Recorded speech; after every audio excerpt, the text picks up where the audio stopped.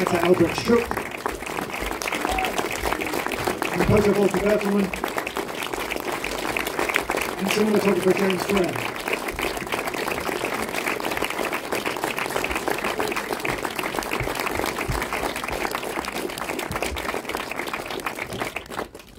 Thank you everybody for joining us. As people will probably know, we're on a slightly tight schedule, so I will try and get through questions, and I'll try and make sure there's time at the end, but let's see how we go. Edward, let me come to you first. Obviously we're at a time where the film feels like it has particular power because another war is disfiguring Europe. But you couldn't have known that at the time that you started work on All Quiet on the Western Front. So tell us about the kind of the origin of the project for you and why you wanted to retell this story now. Well, it felt a bit when we started, when Malte, Daniel and I started this project, that it was a time of, to my eyes, felt like a sense of rising unhealthy nationalism or patriotism in several countries, actually in most of the countries around the world. You had American right-wing politics, you had Brexit, you had Viktor Orban in Hungary, and you had rising right-wing parties, and they're still being elected, new fascist parties being elected around Europe. And these populist politicians started questioning institutions that brought peace to us for 70 years in Europe, which is a continent ravaged by war very often. And that just reminded, and also that linguistics, that semantics, that language started, when I took the tube to work in the mornings, I felt like, oh, this is, like, people are getting more aggressive, and it just peters down. You get Russian nationalism, and it just felt like it reminded us of the times 100 years ago, where it didn't feel that much different. And at the same time, another big reason was that we see a lot of American or British war films, but we rarely have the opportunity because they're kind of expensive, these movies. And also, but I also realized it's not only the financials that determine this decision, it's also the storytelling. Because in Germany, you can't tell a hero's journey. In England, England defended themselves against an attacker in the Second World, in both World Wars actually. America was roped into the wars against their will and liberated Europe from fascism. That creates a very different heritage in the people that follow, in all of you, but also in the filmmakers, in the next generations. And they tell, obviously, a very different story.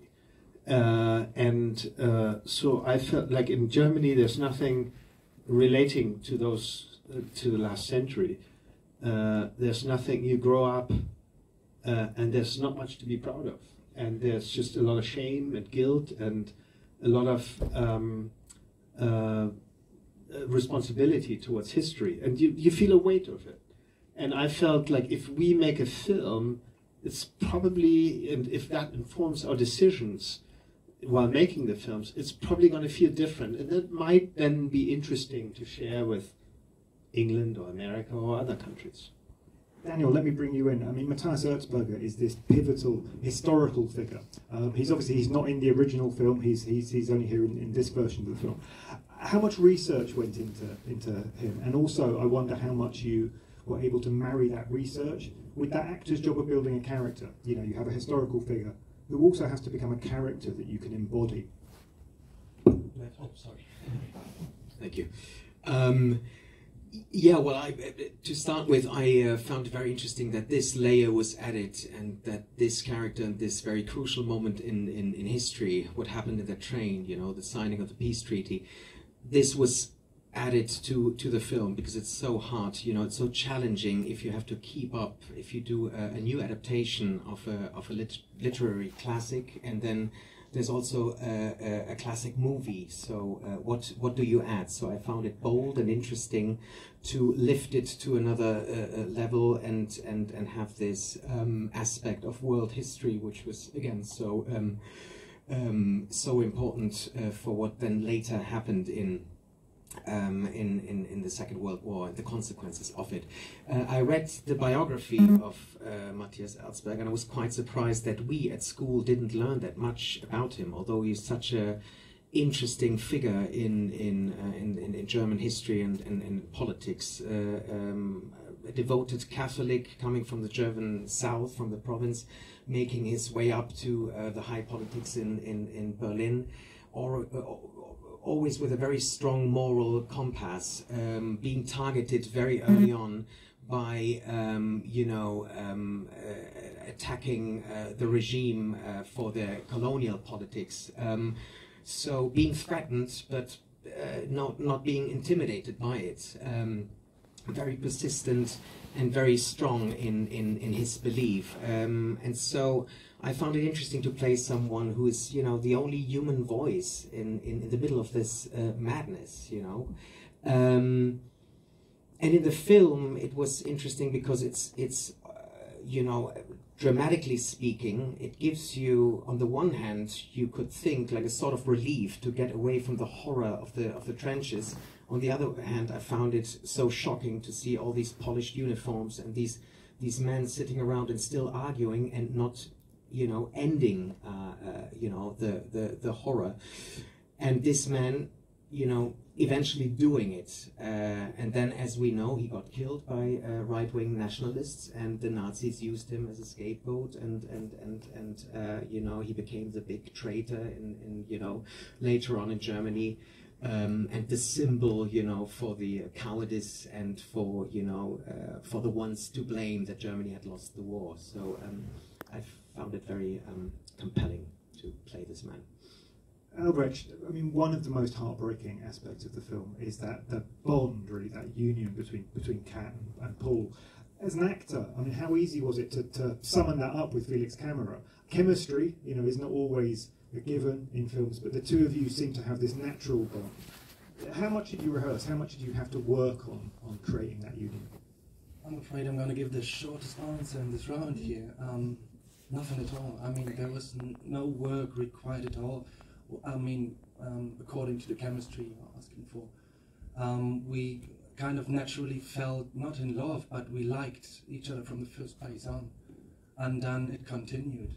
And I never felt like, okay, I'm some years older than him, more experienced, never like that. So I didn't have to reduce some of, it was on eye to eye, same level, meeting and talking about their relationship. Because I think it's worth saying for people who might not know, I mean, Felix Kammerer, who plays Paul, I mean, it was his first screen appearance of any kind, wasn't it? So, which is astonishing. I mean, tribute to all of you, tribute to him, of course. For he sends his greetings. Sorry to interrupt you, but he sends his greetings. Unfortunately, after Toronto, he can't be here again, which is kind of messed up by someone. But yeah, he sends his greetings. Anyway. He's here in spirit. Volker, let me bring you in. That particular motif, that sort of bassy motif that the score features, it's so pivotal to the film, and yet I'd never heard anything quite like it in cinema, certainly not in a war movie. Tell us a little bit about your kind of your process and putting together that motif in particular. Well, when Edward was asking me, or when I saw the film the first time in Berlin with him, I had the feeling that I wanted to work with an instrument from that time. And I had a old harmonium from the mother of my grandmother that I restored a long time ago, and it was sitting in my studio and waiting for being used. And when I came home, I thought that this harmonium might be a nice instrument to work with the breath of the, because you have to pump with your feet the air into the instrument, and then when you press the keys, the air is released, but you hear constant air stream through the instrument. So I mic'd the harmonium up with 6 sound microphone, and I just wanted to get the breath louder and the mechanics of the wood. So I recorded all that, and I sent the piece to Edward. It was, I think, on the second day, and I think it was one of the fastest agreement of a director to a theme, where he just wrote me back and he said, it sounds like Led Zeppelin. And I said, okay, I'm very happy about that. So yeah, so we used that motive of these 3 notes. I was thinking that it's the best way of sticking to these 3 notes. Even I put them sometimes in a higher register or in a lower. So and then, so all the motives besides the scene where the soldiers see the women appearing, that's the only theme that I think is more the comrade theme for me. That's a cello theme that appears twice, but all the rest is the same motive. And James, let me come to you as well. I mean, the look of the film is incredible. It feels like there's such chaos and yet also such precision. You know, 2 things going on at once there.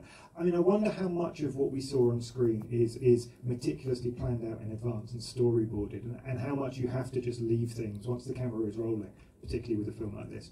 You have to leave a certain element to chance. Yeah, I mean, I think any element of filmmaking has to be left to chance because it is a kind of ever-evolving organic process. But we had this kind of extra layer that was COVID, as boring as it is to talk about, but it actually gave us this kind of weird sort of body armour of discipline, where Edward and I were basically locked into a regime of working out of a hotel suite for about 6 weeks, and we basically couldn't do anything because we didn't have sets, because the set is a field that was yet to be excavated. So we forensically broke the script down and literally went through shot by shot, scene by scene, but also that was a constantly evolving process to the point where we were like, well, what do we want to sort of happen next within the shot? And because the set didn't actually exist, it enabled us to communicate that to the production design team and the art direction team, and kind of evolve the set through how we wanted the story to progress, which was absolutely magnificent, really. Actually, the only time in my entire career where I've ever had that privilege. And weirdly, the productions that I've worked on subsequently, I really feel like haven't benefited from that methodology of working, and I really, really, really bloody miss it, actually.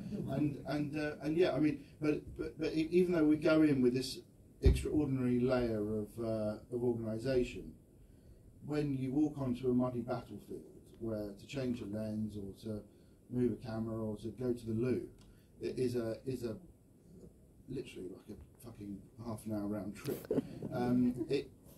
You have to kind of hand yourself over to the filmmaking gods a little bit, and then you've got the logistical aspect of running 400 extras across a battlefield, and we're shooting on IMAX certified cameras. It's not actually IMAX, but it can be projected on that size screen. So the image scale and size and quality is so big, you can't gamble.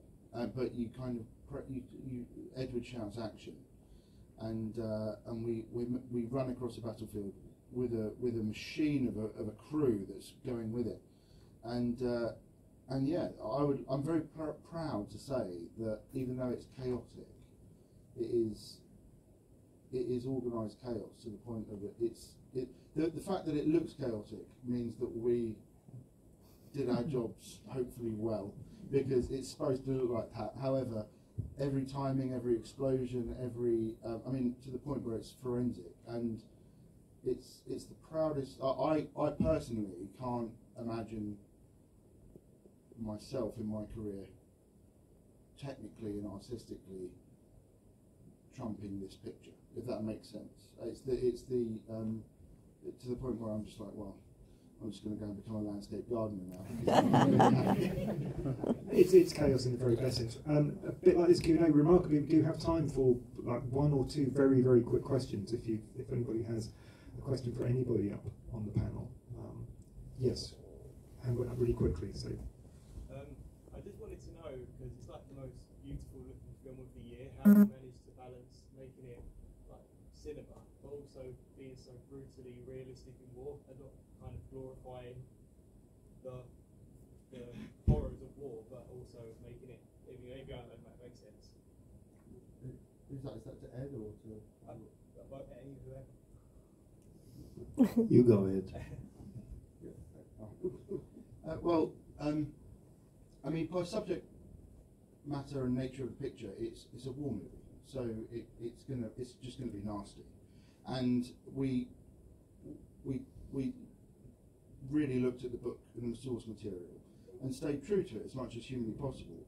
However, Edward and I both, well, more so me, if something's off balance or something like that, I kind of get this weird sort of twitch where he knows that it has to be sort of perfect, and but also seeing the kind of beauty in it as well is sorry, it's a bloody good question, but also you don't want it to be beautiful. You actually don't want it to be beautiful, and actually what we try to do is kind of bugger up the image in certain ways. You know what I mean? We actually put mud on the lens, put rain on the lens. We did, you know, we shot with glass which was old and vintage that had natural imperfections to it, because actually perfection is not what we wanted. However, the elements that we could control within the frame, good composition and good, you know, just good lighting and things like that. We did not want it to look beautiful, but actually we wanted it to be poetic. Do you know, I'm trying to answer it without sounding pretentious, but but we wanted it to be an ugly movie, but in a beautiful way. I don't know if that. Yeah, I'm sorry, I can't really explain it. So there's a great mixture in the book when you read the book, and I think our North Star was always the book, to try to see like what that writing sort of inspires. And in addition to what James said, the book puts you right into the shoes of Paul Bäumer, the main character, and we wanted to basically grab you by the lapels and sort of drag you to the mud, through the mud with this guy. And at the same time, it's a reportage. It's like a journalistic exercise of reporting on war, and Remarque actually reported on his own experiences as well as his friends' experience. And it kind of has a little bit of distance. And so it's, in a way, an interesting exercise between putting you into Paul Bäumer's shoes and at the same time taking the camera about 5 inches further back than normal, just to look at it a little bit slightly removed. And so that you have the feeling, and we never wanted to give you the feeling as if we're dictating what you're supposed to feel. Just observing and slightly giving you the autonomy over your own judgment. Yeah. So and that's maybe also what dictated the aesthetics of it. Our kind of starting point was always like a beautiful documentary, if that makes sense. Like a beautiful documentary. Like imagine if you could document this entire thing, but you could always really control where the camera was. So we always wanted everything to feel real and practical. Sorry. We are going to have to leave it here, I'm afraid, but it's an astonishing achievement of a film, isn't it? Please, the filmmakers behind All Quiet on the Western Front.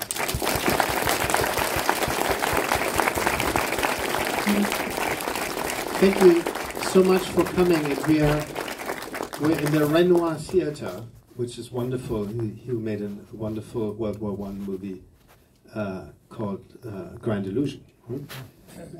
So thank you so much for coming. It means a lot. Thank you. Have a good evening.